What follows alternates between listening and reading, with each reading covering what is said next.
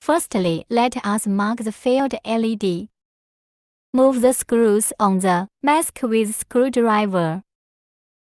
Take off the mask, clean the black glue around the failed LED with tweezers.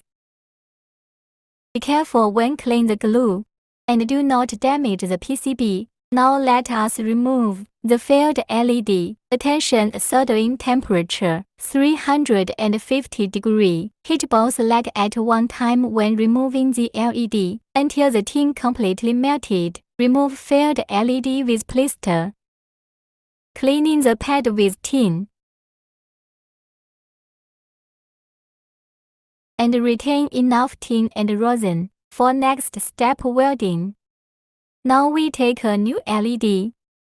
New LED have long leg. Cut the legs to suitable lengths. Plug the new LED in the correct holes with tweezers.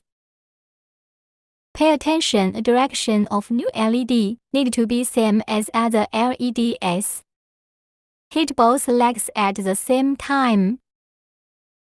Until the tin completely melted, plug in the new LED.